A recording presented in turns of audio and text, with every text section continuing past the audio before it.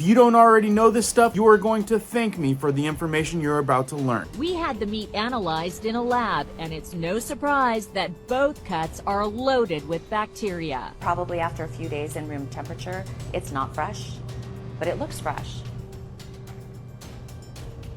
Without refrigerated storage, I can't assure that the product is safe to consume. A consumer can't look on the ingredients here No. and see that there's gas added No. to this package. No, they'd have no way of knowing it. Now I've got lots of different things I'm going to share with you. One is, did you know that a lot of your meats that you're consuming are packaged with toxic gases? Butcher in New Jersey. All of the meat that I see here, do the customers really know that there's gas in some of this packaging?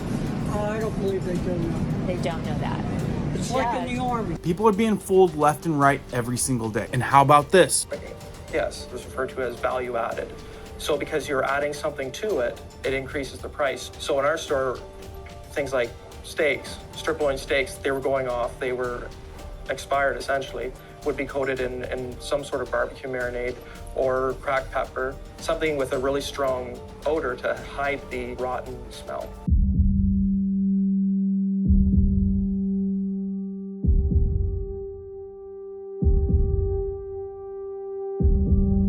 Welcome back to our awesome community. If you're brand new here and like learning stuff like this, awareness, stuff that you're not going to learn on mainstream media, be sure to hit that notification bell so you guys can stay up to date. Let's jump into this one. Now, in other videos, I've went over some pretty crazy stuff that's happening in meat these days, but oh boy, is there a lot more surfacing. So we're going to go over a handful of things that are fairly new at emerging. And boy, folks, I'm sorry to say, but a lot of y'all are getting had on this one. Before I dive into this shocking information, you guys have seen the other videos I've done where I've taught you consumer goods these days. Are they safe with all the toxicity? Dawn dish soap, formaldehyde, the toxins in Tide? Or do you have a choice on actually getting American-made, non-toxic stuff supporting family-owned? Yes, you do. Along with that, you guys have the opportunity to have safe beef. It's hands down the best stuff you can buy in the world, guys. With the never ever guarantee, never ever raised with antibiotics or hormones. You guys have heard of some of those other big names that don't follow those same policies.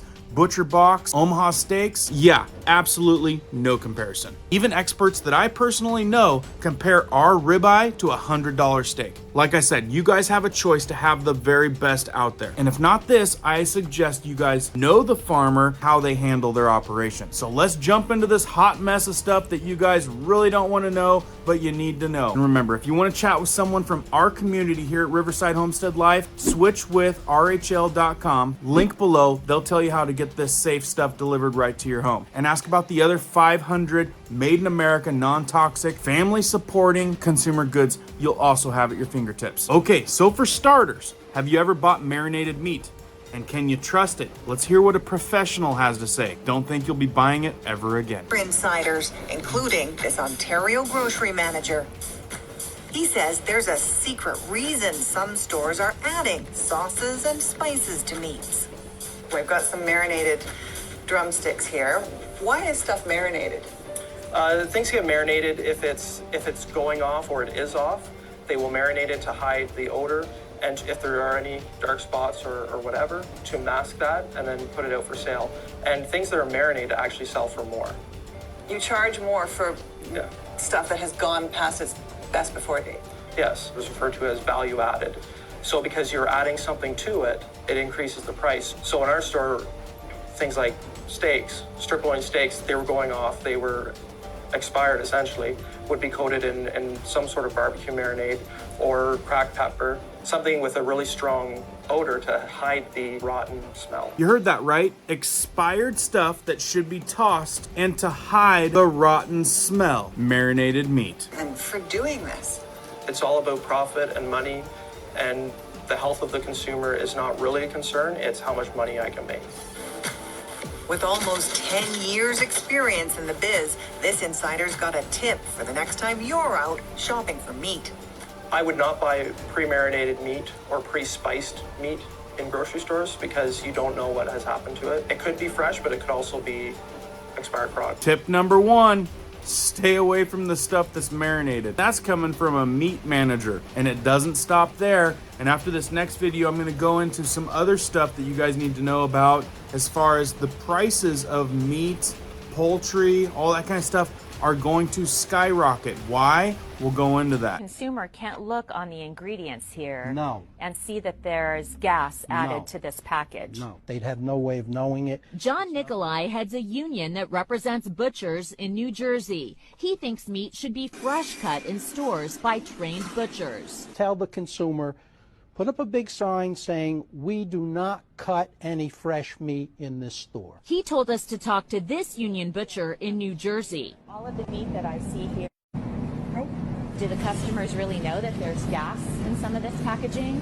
I don't believe they do know. They don't know that. She asked the butcher, do you think consumers know that all this meat has been gassed? No, they don't. Like I said, we've already went into the cultured meat, the bio-made meat that's not even real anymore. Yeah, a lot of that chicken out there made in vats in a science lab. Why you think all this is happening? Money, money, money. Now I got even more good stuff coming. Hang on. But if you're new to this concept and don't understand completely why they're doing this, why the big push on making fake meat, let's tell you why. Real meat that's being raised in fields by farmers, which there's a lot of money lost to the agriculture and the farmers. It's a big cut. Why should we have cultured meat? Traditionally, meat production has significantly been an environmental cost. The United Nations has reported that livestock sector generates 14.5% of all greenhouse gas emissions required, 30% of the Earth's land space, and 8% of the global supply of fresh water. Well, those percentages are really, really big. Some might say way too big. Animals require up to 97% of their own caloric intake to maintain their bodies and produce non-edible tissues, making animal-derived food products less efficient than their cultured meat counterparts. So you see, having fake meat made in labs is better for the earth, or a lot of people would argue better for the corporations that can control that sector, make a higher percentage, a higher return on investment. Hence, way more money than keeping the farmers involved. But that's probably a crazy thought, I'm sure. So is it super easy to make fake meat? It's a challenge, but to fool the average eye and for people to think that they're eating real meat, doable. But this is what it looks like. Right here in this scale, you can see the biopsy, the stem cells, the growth serum, the myotubes, the muscle tissue, and then boom, you've got the meat that's in your burger. Now this says, what are the challenges of cultured meat production? Though gaining popularity, maybe by the conglomerates that are gonna make all the money, the clean meat industry is not without challenges, including the need to make processes more economically viable and due to manufactured products with the texture that's closer to animal tissue. But don't get me wrong, in that video up there, I showed you how well they're doing it. You've got people testing it, including the news anchors that could not tell the difference. But how big of a difference it is. And that's aside of the fact that some of these big companies that are trying to do the switching over are getting caught up in a whole big mess from cutting corners and more. I mean, just here in my home state, recalls and public health alerts, food safety inspection. Washington, September 15th of 2023, American Foods Group, LLC, doing business. A Green Bay establishment is recalling approximately 58,281 pounds of ground beef products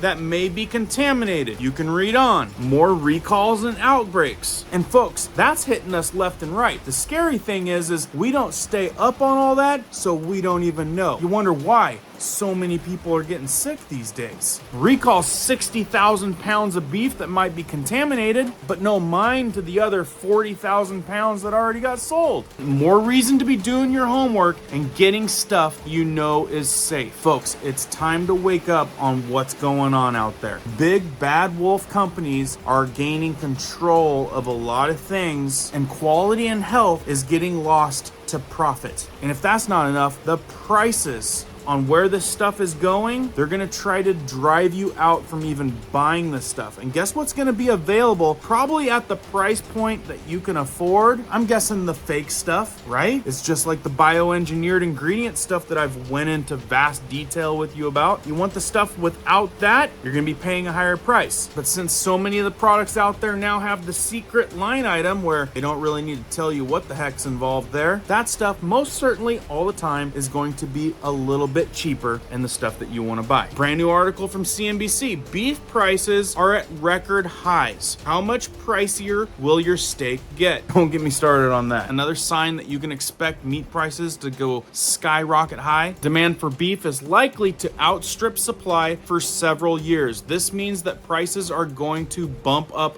around record type levels for cattle at least over the next 18 months, Ernest added. And these are the big wigs, like Wells Fargo guys. Now I could keep going on, but for the sake of your time, I think you guys are picking up what I'm putting down. So let's give you an interesting graph, a graph that I found interesting. Spending behaviors. Now this is really interesting. You can see spending more, spending less, spending more is blue, spending the same is gray, spending less is red, and don't spend money on this is black. As you can see, the heavy hitters are groceries. 57% of people are going to be spending more on groceries. So buckle up your seatbelts on that one even more. The next one people are spending more on is gas, 45%. Rent and mortgage, also kind of up there. Restaurants and dining out, quite a few up there. But look, also 34% are now spending less. Because you know what? It's getting way too expensive. I mean, have you seen what the prices are? You got a family of 4, you ain't gonna be spending less than $100 at most restaurants. Healthcare's up 22%.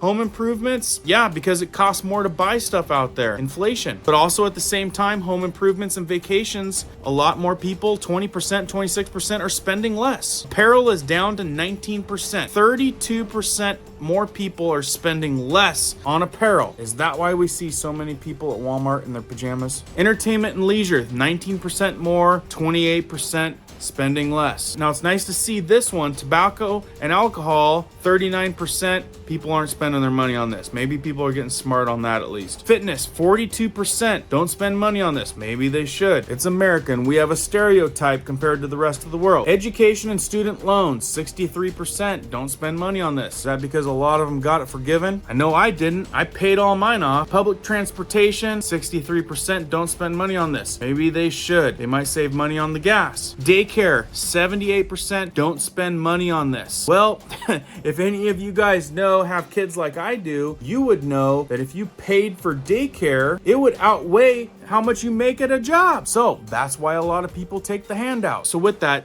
a reported 40% of consumers are having more meals at home and plan to continue doing so, with approximately 3/4 of meals being cooked at home. What does that mean? It means you're going to be grocery shopping a lot more. It means you're going to be paying inflated prices. Also means that you need to pay attention to what you're buying out there because it may not be safe. A lot of bad people at the very top that's more interested in the money than your health. I like interesting graphs. Let's show you another one. Shopping and dining habits in the next 6 months. As you can see, less dining out, 47%. Like I said, it's because it's getting crazy expensive. Look for deals or use coupons more often, 46%. Super smart. Stock up, freeze items more often. More people are doing that, 37%. It's ranked up there. A lot more people thinking about prepping, being prepared, emergency preparedness, and being frugal, having a little prepper pantry. Find more ways to use leftovers, 37%. Now leftovers, I think that's something that's kind of from the past that's coming back, and it's coming back for a reason, inflation. Now if you're like me, didn't come from money, you know everything about leftovers. In fact, a personal story. When I was young, my mom